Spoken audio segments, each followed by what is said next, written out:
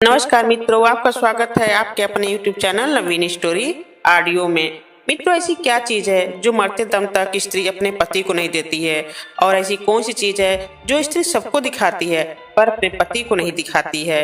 मित्रों, इन दो प्रश्नों के साथ इस वीडियो के माध्यम से आप ये भी समझेंगे कि वक्त कैसे हंसाता और कैसे रुलाता है। मित्रों, पति और पत्नी एक दूसरे के पूरक हैं। पति की सफलता के पीछे पत्नी का हाथ होता है, ये कई बार आप सबने सुना होगा। तो मित्रों, इससे पहले आप सब से हाथ जोड़कर निवेदन है कि अगर आप लोग चैनल पर नए हो तो चैनल को सब्सक्राइब जरूर कर दें। तो चलिए शुरू करते हैं आज की कहानी। मित्रों, एक बार माता लक्ष्मी भगवान विष्णु से कहती हैं, हे प्रभु, मेरे मन में कुछ प्रश्न हैं जो मुझे विचलित कर रहे हैं, कृपा करें और आप इनका उत्तर देकर मुझे संतुष्ट करें। तब भगवान विष्णु कहते हैं, हे देवी लक्ष्मी, अपने प्रश्न मुझे बताएं, मैं आपको उनके उत्तर देकर पूरी तरह से संतुष्ट करने का प्रयास करूंगा। पूछिए देवी, क्या पूछना चाहती हैं, क्या है आपके प्रश्न। तब माँ लक्ष्मी कहती हैं, हे प्रभु, मेरा पहला प्रश्न है, ऐसी क्या चीज है जो मरते दम तक स्त्री अपने पति को नहीं देती है। और मेरा दूसरा प्रश्न है, ऐसी कौन सी चीज है जो स्त्री सबको दिखाती है पर अपने पति को कभी नहीं दिखाती है। तो तब भगवान विष्णु मुस्कुराते हुए कहते हैं, हे देवी, मैं तुम्हारे इन सारे प्रश्नों के उत्तर एक छोटी सी कथा के माध्यम से दूंगा, मगर मेरी एक शर्त है, मैं तुम्हें जब तक यह कथा सुनाऊं, तुम्हें इस कथा को पूरे ध्यान से और अंत तक सुनना होगा, क्योंकि आधी अधूरी कहानी सुनने से आधा अधूरा ही ज्ञान प्राप्त होता है, जो जीवन में कभी काम नहीं आता है। तब माँ लक्ष्मी कहती हैं, हे स्वामी, हे नाथ, मैं इस कथा को पूरे मन से और ध्यान लगाकर सुनूंगी और इसका प्रचार प्रसार भी करूंगी। तब भगवान विष्णु कहते हैं, हे देवी, एक गांव में एक गरीब औरत अपने पुत्र और पति के साथ रहती थी। मित्रों, वह बहुत ज्यादा गरीब थी। उसके घर में 4 बर्तन भी ढंग के नहीं थे। पति जो था वो हमेशा बीमार रहता था और चारपाई पर पड़ा रहता था। उसकी पत्नी अपने पति को बहुत प्यार करती थी। मित्रों, उसका पति भी बीमार और लाचार था, लेकिन वह भी अपने पत्नी को बहुत प्यार करता था। उस गरीब स्त्री की एक छोटा सा बच्चा था जो अभी छोटा था। उस गरीब औरत ने अपने उस छोटे से बच्चे का नाम उदय रखा था। मित्रों, वह गरीब स्त्री घरों में चौका बर्तन आदि सब करके अपने बेटे और अपने पति को पालती थी। उसे पक्का विश्वास था कि एक दिन उसका बेटा उदय बड़ा होकर उसके सारे संकटों को दूर कर देगा, जिससे उसका और उसके पति का बुढ़ापा चैन से कट जाएगा। और इस प्रकार इसी आस में रात दिन मेहनत करके वो गरीब स्त्री अपने बेटे को पाल रही थी। मित्रों, उदय छोटा था किंतु बहुत ही समझदार था। हमेशा संयम और धीरज से काम लेता था। उसके अंदर संयम और धीरज की कोई कमी नहीं थी। किसी भी बात को गहराई तक जानने की उसमें प्रबल उत्सुकता रहती थी। एक दिन उसने अपनी गरीब माँ से पूछा, माँ, हम इतने गरीब क्यों हैं। और अपने पिताजी से भी पूछा, पिताजी, हम इतने गरीब क्यों हैं। मित्रों, अपने मासूम बच्चे की बात सुनकर उस गरीब माता पिता बड़े दुखी स्वर में बोले, बेटा, ये सब तो ईश्वर की मर्जी है। वक्त कब हंसाए और कब रुलाए ये तो किसी को पता नहीं है। बेटा, ये तो ईश्वर ही जाने। अब उदय अपने गरीब माता पिता से कहने लगा, अगर ईश्वर ही सब कुछ जानते हैं तो मैं ईश्वर से जाकर अवश्य पूछूंगा कि हम इतने गरीब क्यों हैं। माँ, तुम केवल इतना ही बता दो कि ईश्वर आखिर कहाँ मिलेंगे। मैं ईश्वर से मिलकर पूछना चाहता हूँ कि आखिर हमारे माता पिता और मेरा दोष क्या है जो आपने हमें इतना गरीब बना के दिया है। हमारे पिताजी हमेशा बीमार पड़े रहते हैं।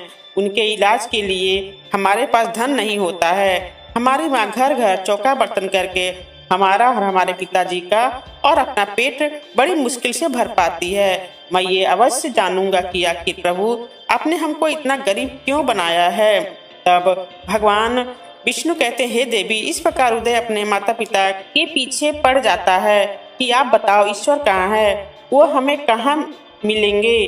तो माँ अपने बेटे के मासूम सवालों से परेशान होकर कह देती है कि बेटा, भगवान जंगलों में रहते हैं, तुम्हें वो वहीं पर मिलेंगे, लेकिन तुम वहाँ मत जाना, क्योंकि वहाँ पर जंगली जानवर रहते हैं और वो तुम्हें खा लेंगे। मित्रों, एक दिन उदय बैठा हुआ सोच रहा था और अपने माता पिता की गरीबी उससे देखी नहीं जा रही थी। बहुत सोच विचार कर वह जंगल की ओर चल दिया।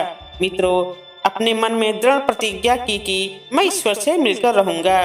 जंगल घना और भयानक था और चलते चलते उदय पूरी तरह से थक गया, मगर भगवान की परछाई तक उसे दिखाई नहीं दी। इसलिए वह थक हार कर पत्थर की एक शिला पर जाकर बैठा और सोचने लगा कि भगवान तो यहाँ पर कहीं नहीं है, आखिर गरीबी दूर कैसे होगी। मित्रों, तभी संयोगवश मृत्यु लोक भ्रमण करते करते शिव पार्वती उधर से निकले। उन्होंने उस बच्चे को वहाँ पर बैठा देखा तो उन्हें बड़ा ही अचरज हुआ कि ये अबोध बालक इस बीहड़ जंगल में बैठा आखिर क्या कर रहा है।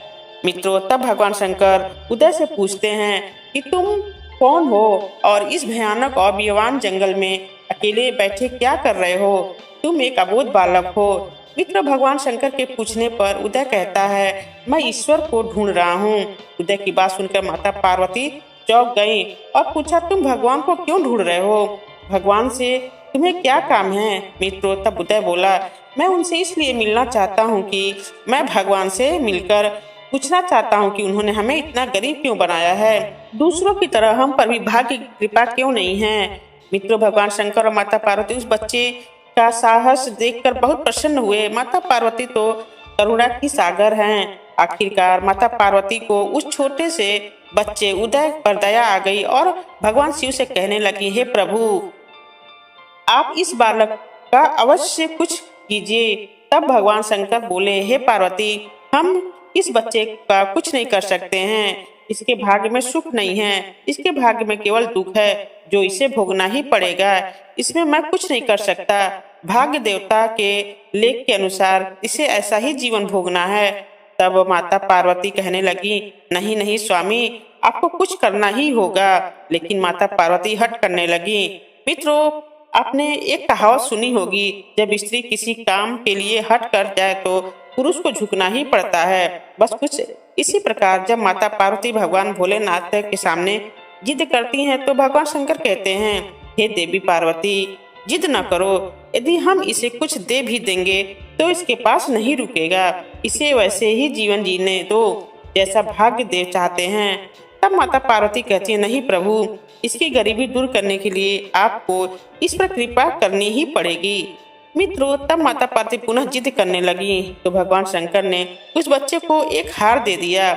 उधर माता पार्वती भी खुश हो गई और उदय भी उस कीमती हार को पाकर बहुत ही खुश हुआ और वापस अपने घर चला गया। तो भगवान विष्णु कहते हैं, हे देवी लक्ष्मी, माता पार्वती पूरी तरह से संतुष्ट थी कि उन्होंने एक अबोध बालक की मदद की और अब उसके दिन बहुत ही सुख से कट जाएंगे। लेकिन त्रिकालदर्शी भोले बाबा जानते थे कि ये हार उसके पास नहीं रहेगा। मित्रों, चलते चलते उदय के पेट में अचानक दर्द उठा और वो शौच के लिए इधर उधर देखने लगा। उसी समय उसने भगवान शंकर का दिया हुआ हार एक पत्थर की शिला पर रख दिया और झाड़ियों के पीछे चला गया। तभी अचानक एक चील कहीं से उड़ती हुई आई और उस हार को उठाकर उड़ गई। मित्रों, जैसे ही उदय शौच क्रिया से निवृत्त होकर के उस शिला के पास आया तो वो सब कुछ भूल करके उस चील के पीछे पड़ गया। मगर वो चील के पीछे कब तक भागता, उस चील को कैसे पकड़ पाता। आखिरकार हिम्मत हार करके वह दुखी हुआ और फिर रोते रोते अपने घर की ओर चल दिया। मित्रों, घर पहुंचकर उदय ने अपने गरीब माता पिता को सारी बात बताई, मगर उस गरीब माँ ने अपने बेटे उदय की बात पर बिल्कुल भी विश्वास नहीं किया। मगर हाँ, बेटा तो बेटा ही होता है। बेटे की बात सुनकर के थोड़ी चेहरे पर उदासी अवश्य छा गई, लेकिन उदय अपनी माँ की उदासीनता को देख करके बिल्कुल भी हतोत्साहित नहीं हुआ। उसने मन ही मन निर्णय लिया कि वह कल फिर उसी स्थान पर जाएगा जहाँ पर भगवान शिव और माता पार्वती से उसकी मुलाकात हुई थी और पुनः जा करके अपनी बीती घटनाओं सुनाएगा, अपना दुख सुनाएगा, क्योंकि उसको पूरा विश्वास था कि भगवान शंकर और माता पार्वती उस धूर्त चील को दंड अवश्य देंगे। मित्रों, उदय फिर भगवान से मिलने उसी जंगल में जाता है और उधर भगवान शंकर माता पार्वती से कहते हैं, देखो पार्वती, वो हार कल वाले बालक के पास नहीं रहा। उस हार को एक चील उड़ाकर ले गई। अगर अब वो लड़का दूसरा हार पाने और उस चील को दंड दिलवाने की इच्छा से आज पुनः फिर उसी स्थान पर आया है। अब जब पार्वती उस लड़के को पुनः उसी स्थान पर बैठा देखती हैं तो भगवान शंकर से फिर प्रार्थना करती हैं कि आप चाहे चील को दंड दें या न दें, किंतु इस लड़के की सहायता करके इसकी गरीबी दूर अवश्य करें। तब भगवान शंकर कहते हैं, हे पार्वती, हम कुछ नहीं कर सकते। यदि तुम जिद करती हो तो हम ब्रह्मा जी से कहते हैं, वही इस बालक की कुछ सहायता कर सकते हैं। अब ऐसा करके भगवान शंकर ने ब्रह्मा जी को बुलाया और सारी बात बता करके आग्रह किया कि आप ही इस बच्चे की कुछ मदद करें। मित्रों, भगवान शंकर की बात सुनकर ब्रह्मा जी ने उदय को हीरे की एक अंगूठी दी। लड़के ने उस अंगूठी को जेब में रखा और खुशी खुशी वापस अपने घर चल दिया। इस बार उस लड़के के मन में सोचा कि मैं इस अंगूठी को अपने से अलग नहीं करूंगा, चाहे कुछ भी हो जाए, और सीधा अपने घर जाऊंगा। अब मित्रों, चलते चलते उस लड़के को अचानक प्यास लगी और वो एक सरोवर के किनारे पहुंच गया। जैसे ही वह लड़का चुल्लू भर पानी के लिए नीचे तालाब में झुका, वैसे ही उसकी जेब से वो अंगूठी निकलकर पानी में जा गिरी जो ब्रह्मा जी ने उसे दी थी। अब वो लड़का जब तक उस अंगूठी को उठाता, तब तक उस अंगूठी को एक मछली निगल गई। मित्रों, उदय फिर रोते रोते घर आया और अपनी माँ को सारी बात बताई कि माँ, कल मुझे भगवान मिले थे और उन्होंने मुझे एक हार दिया था और कहा था कि इससे गरीबी दूर हो जाएगी।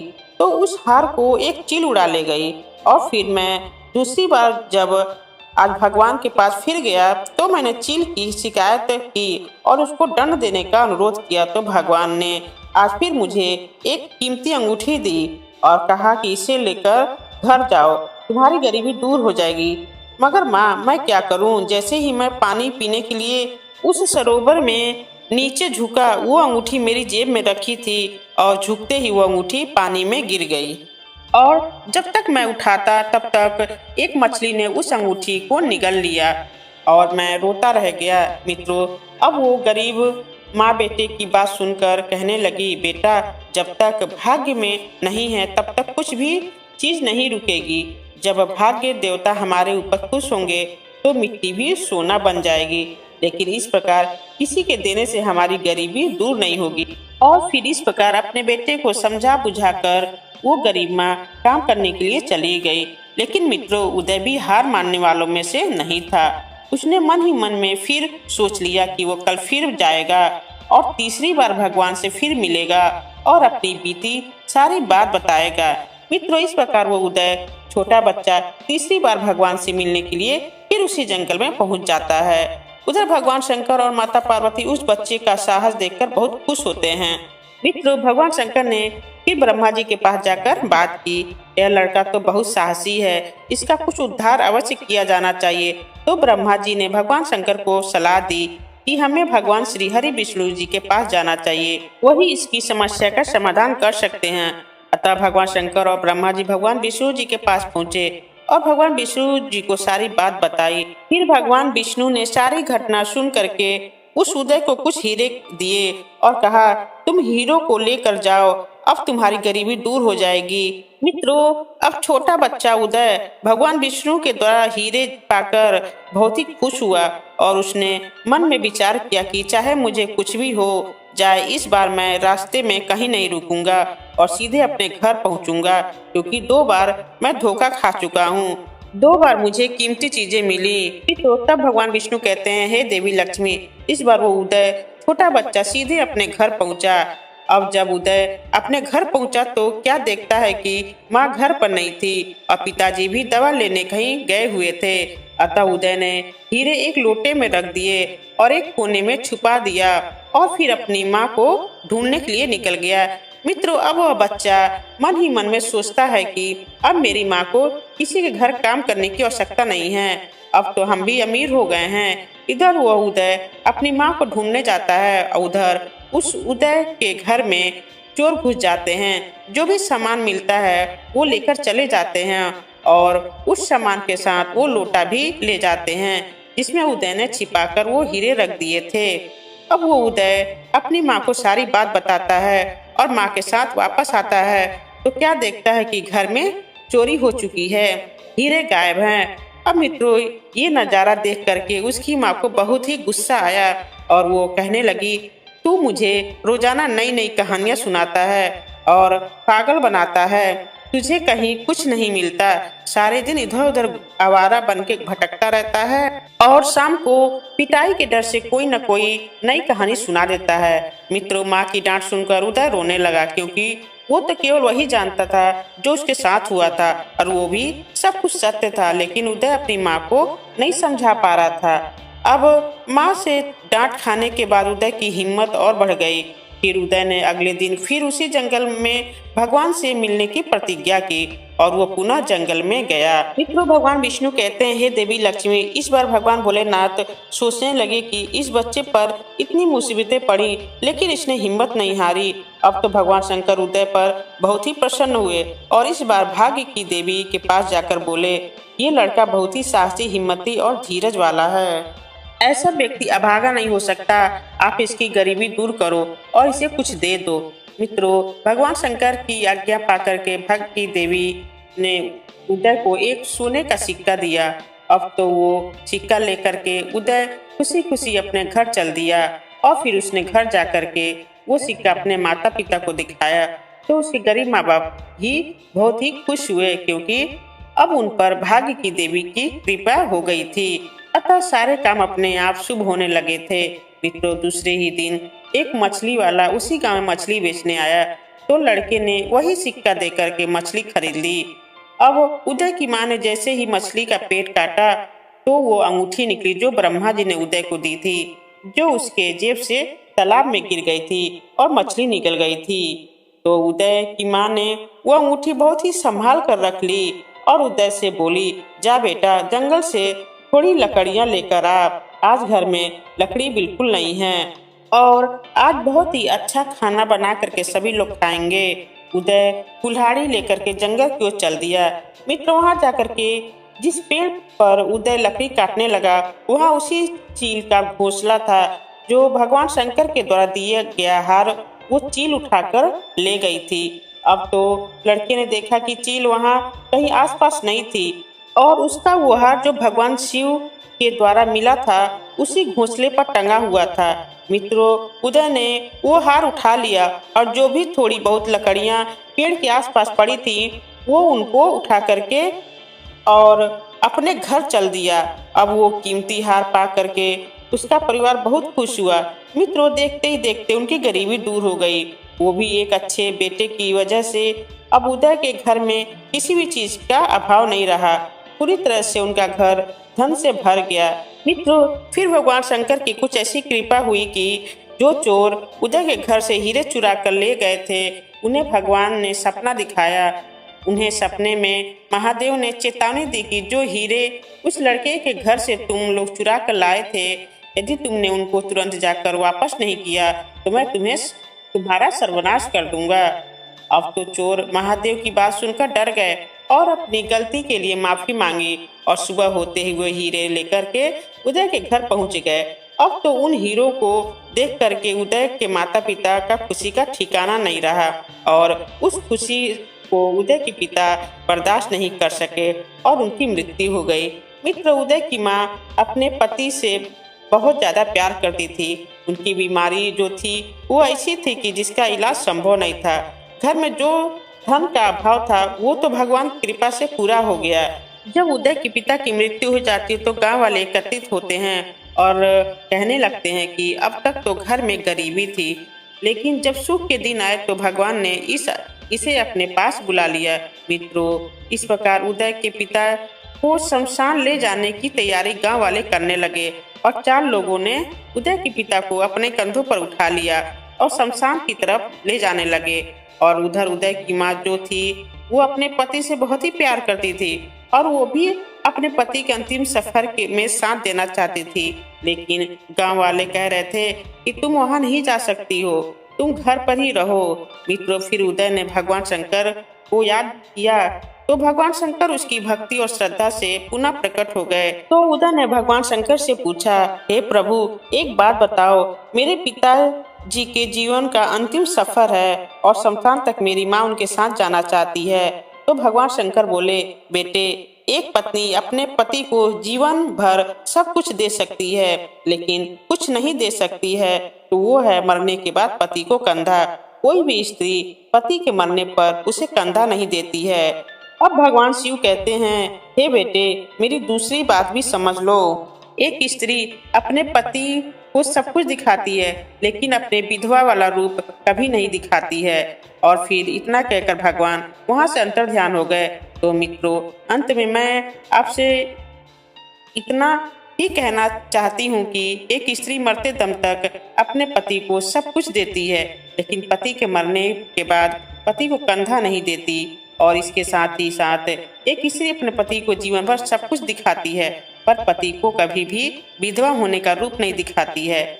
मित्रों, वक्त कैसे हंसाता है और कैसे रुलाता है, किस्मत कैसे कैसे खेल खेलती है, आप ये सब समझ गए होंगे।